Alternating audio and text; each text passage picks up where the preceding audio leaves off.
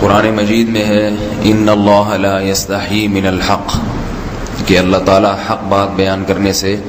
حیا نہیں کرتے۔ حدیث میں بھی بعض ایسے مسائل کو اللہ کے رسول نے بیان کیا ہے صلی اللہ علیہ وسلم نے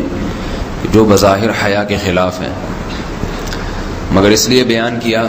کہ اگر آپ صلی اللہ علیہ وسلم بیان نہ کرتے تو لوگ ان بے شرمی کے کاموں میں مبتلا ہو جاتے۔ اسی وجہ سے میں بھی یہ ہمت کر رہا ہوں کہ ایک اور ایسا گناہ جس میں لوگ مبتلا ہیں، اور وہ ہے حیا کے خلاف، مگر ہے بہرحال شریعت کا مسئلہ اور لوگ اس میں گناہ میں مبتلا بھی ہیں، اس لیے بتانا ضروری ہے۔ وہ یہ ہے کہ لوگ شادی کے بعد بھی، آج کی نوجوان نسل زوجہ سے، بیوی سے غیر فطری طریقے سے ہم بستری کرتے ہیں۔ انٹرنیٹ پہ بیہودہ فلمیں دیکھتے ہیں، تو جو چیز انگریزوں کی دیکھ رہے ہیں کہ ان کے کلچر آہستہ آہستہ میڈیا کے ذریعے ہمارے معاشرے میں بھی آ رہا ہے۔ اللہ کے رسول صلی اللہ علیہ وسلم نے لعنت فرمائی ہے، ایک روایت میں ہے کہ اللہ اس کی طرف دیکھے گا نہیں کہ جو اپنی زوجہ سے پچھلے راستے سے ہم بستری کرے گا۔ یہ بیماری بھی، یہ گندگی بھی لوگوں میں پھیلتی جا رہی ہے، خاص طور پہ جن کو لڑکوں سے بدفعلی کی عادت پڑ جائے تو وہ زوجہ سے فطری راستے سے ہم بستری نہیں کرتے۔ اللہ نے فرمایا کہ نساؤکم حرث لکم، یہ تمہاری زوجات ہیں، بیویاں ہیں، یہ نسل بڑھانے کے لیے ہیں۔ تو اسی راستے میں انسان اپنی خواہش کو پوری کر سکتا ہے جس راستے سے نسل بڑھتی ہے، اس کے علاوہ کسی اور راستے سے اپنی خواہش کو پورا کرنا یہ حرام ہے، گناہ کبیرہ ہے، گندگی ہے۔ ہمارے پاس کیسز آتے ہیں، ایک پاک دامن لڑکی کی شادی ہوتی ہے، لڑکا بھی بظاہر بڑا نیک، لیکن کیا ہے، لڑکا چونکہ ٹھرکی ہوتا ہے، شہوت کا درندہ ہوتا ہے، تو وہ یہ نہیں دیکھتا کہ میں اپنی بری خواہش مٹانے کے لیے میں اپنی زوجہ کو غیر فطری طریقے پر مجبور کیسے کر سکتا ہوں، تو مجبور کرتا ہے پھر اپنی بیوی کو۔ اس میں جو عورتیں زیادہ پاک دامن نہیں ہو، نیک نہ ہو، یا ان کو یہ ڈر ہو کہ طلاق ہو گئی تو ہم کہاں جائیں گے، وہ پھر اپنے شوہر کے ساتھ اسی غیر فطری طریقے پر آمادہ ہو جاتی ہیں، اور اس کا عذاب اور اس کا وبال یہ ہوتا ہے کہ کچھ دنوں میں ان کو بھی اسی کی لت پڑ جاتی ہے۔ انسان جب بھی کوئی غیر فطری راستہ اختیار کرتا ہے، آخرت کا عذاب تو بعد میں، دنیا کا عذاب یہ آتا ہے کہ پھر اس کو لذت فطرت میں آتی نہیں ہے، پھر جو راستہ اللہ نے رکھا اس میں اس کو لذت نہیں آئے گی، پھر وہ گندگی میں ہی گھسنے کی کوشش کرے گا، اس کی بھی فطرت خراب ہو جاتی ہے، اور جس کے ساتھ یہ بدفعلی کی جائے اس کی بھی فطرت خراب ہو جاتی ہے،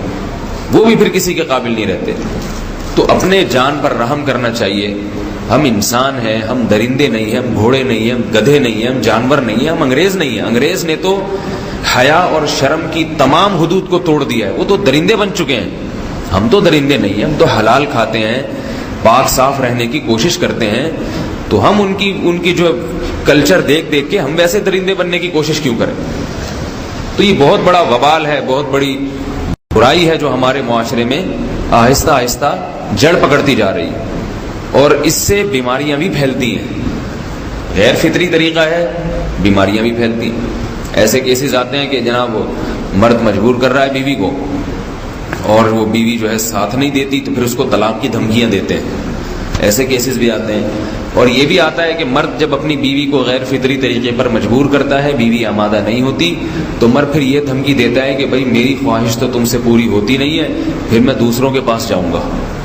تو یاد رکھیں، جس عورت کا شوہر یہ دھمکی دے اس کو کہ میں زنا کروں گا اگر تم نے میری خواہش پوری نہیں کی غیر فطری طریقے سے، تو عورت اپنے شوہر سے کہہ دے کہ جاؤ تم کہیں اور جا کے منہ کالا کرو، تمہاری فطرت میں گندگی ہے تو یہ مجھے گندا بنانے کی کوشش نہ کرو، اس کو زنا کرنے دیں، وہ اللہ آخرت میں اس سے بھگتے گا۔ ہر بیماری کا اللہ نے علاج رکھا ہے۔ اللہ کے رسول صلی اللہ علیہ وسلم نے فرمایا، صحیح بخاری کی حدیث، ما انزل اللہ من داء الا انزل له دواء، کوئی بیماری ایسی نہیں ہے جو اللہ نے نازل کی ہو اور اس کے لیے دوا نہ رکھی ہو دنیا میں۔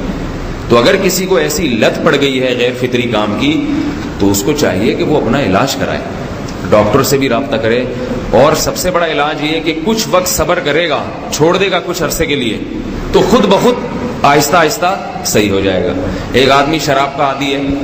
ایک علاج تو یہ کہ ڈاکٹروں سے رابطہ کرے اور بہتر علاج کے چھوڑ دے، کتنے دن تڑپے گا؟ ایک دن 2 دن 3 دن 4 دن 1 ہفتہ 2 ہفتہ بہت زیادہ سال ہو جائے گا نا، اس کے بعد خود بہت ٹھیک ہو جائے گا۔ سگریٹ کا عادی ہے، چھوڑ دے گا تو کتنے لوگ ہم نے دیکھے ہیں دن میں 20 سگریٹ پیتے تھے، چھوڑنے پر آئے تو بالکل ایک دم چھوڑ دی انہوں نے، آہستہ آہستہ کر کے چھوڑ دی، لیکن تکلیف ہوئی مگر عادی ہو گئے۔ تو اب کسی کو یہ لت پڑ گئی ہے غلط کام کی، برائی کی، تو اس کا بہترین علاج یہ ہے کہ وہ اپنے آپ کو بدلنے کی کوشش کرے، ماحول بدلے،